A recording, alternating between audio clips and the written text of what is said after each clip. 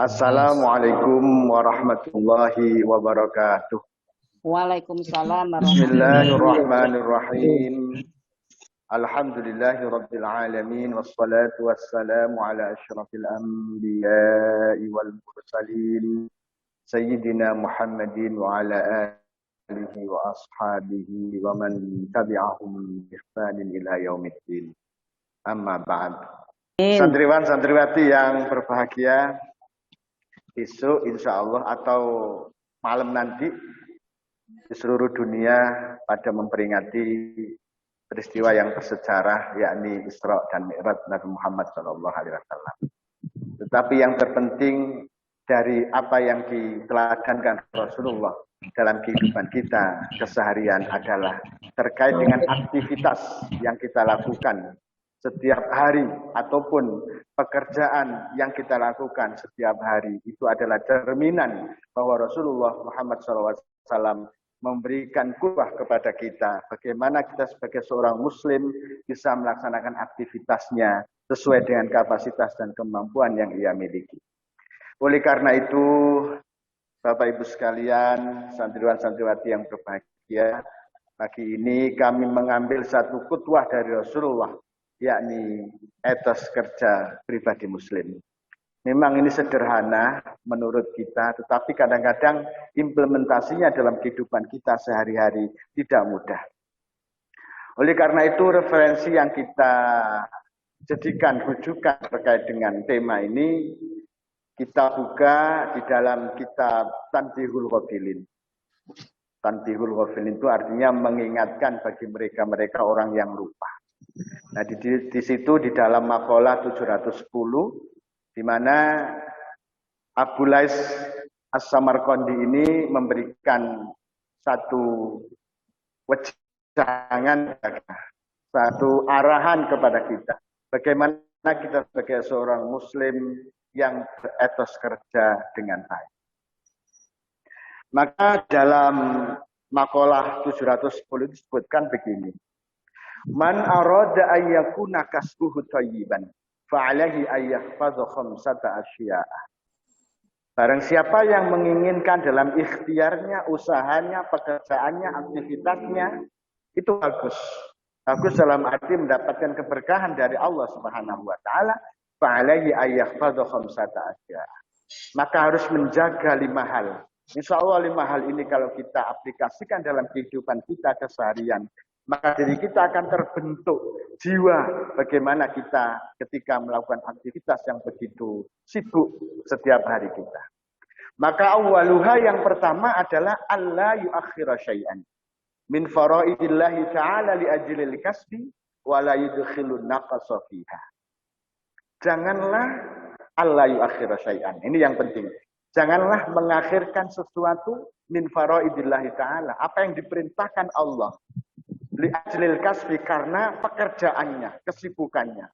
Jadi artinya ketika kita di kantor sesibuk apapun, kalau Allah sudah memanggil kita hayya 'alas shalah, maka semaksimal mungkin untuk meninggalkan apa yang kita kerjakan itu karena tidak ingin mengakhirkan apa yang menjadi perintah Allah. La yu'akhir syai'an min faraidillah. Kemudian juga wala yadkhilun naqsa fiha. Jangan sampai mengurangi ataupun nanti sajalah, waktu masih panjang, katakanlah kalau ada dengar adzan kan masih ada waktu untuk sholat, kita kurangi, kita tambah, pokoknya mengakhirkan sesuatu yang itu diperintah Allah, maka keberkahan dalam pekerjaan kita itu akan sedikit banyak dikurangi oleh Allah Subhanahu wa taala. Jadi yang pertama, kalau kita mendengarkan yang dipanggil oleh Allah, maka kita harus bergegas. Cuma permasalahannya para Bapak Ibu sekalian yang dirahmati Allah, kalau kita ini dipanggil Allah, itu biasanya nanti-nanti dulu. Tetapi kalau kita bekerja, katakanlah jam 7 masuk, setengah 7 sudah siap-siap. Padahal di ayat Al-Quran itu kalau kita menghadap Allah atau diseru Allah, maka fas'au ila zikrillah, disuruh bersegera. Tapi kalau bekerja itu di ayat yang lain ada famshu fi manakibiha wa kulu min rizqi, suruh berjalan saja. Tapi ayat ini sering dalam prakteknya kita balik-balik. Kalau diperintah Allah kita berjalan saja santai-santai. Tapi kalau kita melaksanakan kerjaan dunia kita bergegas-gegas. Nah ini secara prinsip sudah membalik firman-firman Allah dalam praktik hidup kita. Begitu di ayat lain juga ada. Wabtaghi fima atakallah ad-daral akhirah wa la tansa nasibaka minad dunya. Carilah olehmu negeri akhirat, tapi jangan kalian lupakan nasibmu di muka bumi. Di situ jangan kalian lupakan. Meskipun jangan kalian lupakan, tapi ini punya potensi kuat kalau kita tidak memperhatikan kehidupan dunia. Tapi kebanyakan ini kita balik. Wabtaghi fima atakallah ad-daral dunya wala tansa nasibaka minal akhirah. Carilah olehmu negeri dunia sebanyak-banyaknya. Ini yang sering kita balik. Nah, mungkin dalam informasi pagi ini bisa merubah kita. Di peringatan Maulid Rasulullah SAW, mindset kita rubah. Bagaimana kalau Allah memanggil kita, maka kita bersegera. Tapi kalau bekerja, famshu fi manakibiha wa kulu min rizqi, suruh berjalan begitu. Itu yang pertama. Yang kedua, bahwa etos kerja pribadi muslim yang seandainya itu dikerjakan bisa memberikan keberkahan adalah alla yu'dhi ahadan min khalqillahi ta'ala li ajlil kasbi. Janganlah ketika kita bekerja kemudian menyakiti makhluk Allah, menyakiti teman kita, sekut kiri, sekut kanan karena ingin mendapatkan posisi. Naudzubillah min dzalik. Jadi jangan kita sekali-kali menyakiti teman-teman kita seperjuangan di dalam mendidik para santri, kemudian karena hal sesuatu yang kecil kemudian kita ungkapkan, kita sampaikan kepada yang lain yang sebenarnya itu tidak perlu, yang di situ menimbulkan mungkin fitnah dan lain sebagainya. Maka diingatkan alla yu'dhi ahadan min khalqillahi ta'ala li ajlil kahfi.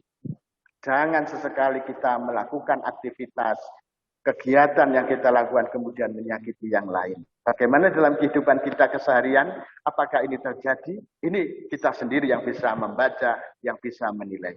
Satu lagi, ini kalau kita sampaikan 5 terlalu panjang, karena saya sudah diwanti-wanti, paling tidak 10 menit saja begitu.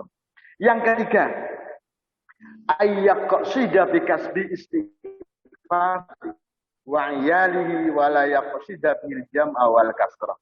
Jadi intinya begini, ketika kita bekerja, jangan hanya kita pikirkan untuk diri kita sendiri.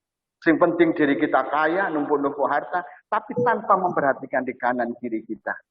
Artinya tidak ada kepekaan sosial terhadap sesama kita. Nah ini jangan terjadi dalam kehidupan kita. Sesibuk apapun pekerjaan kita, maka jangan egois, jangan hanya untuk diri kita sendiri, tapi untuk masyarakat di sekitar kita yang membutuhkan. Nah, insya Allah kalau itu kita lakukan menjadi berkah. Mungkin 3 ini saja yang bisa kita sampaikan dan mudah-mudahan kalau ada waktu mungkin terusnya nanti kita lanjutkan lagi. Kalau diberi memang, kalau tidak ya sudahlah. Saya pikir 3 ini sudah menjadi motivasi kita di dalam memperingati Maulid Rasulullah SAW. Mudah-mudahan kita semua sebagai asatidz, sebagai santri selalu diberkahi dalam kehidupan kita. Mudah-mudahan dilancarkan rezeki kita dan mudah-mudahan dipanjangkan usia kita semua. Amin. Allahumma amin. Demikian Yun Kurungi Pak Asami dumateng panjenengan saya, barangkali ada kekurangan ataupun ada kelepasan yang saya sampaikan. Mencuci pakaian haruslah bersih. Cukup sekian, terima kasih. Wassalamualaikum warahmatullahi wabarakatuh. Waalaikumsalam warahmatullahi wabarakatuh. Terima kasih Ustadz Saudari.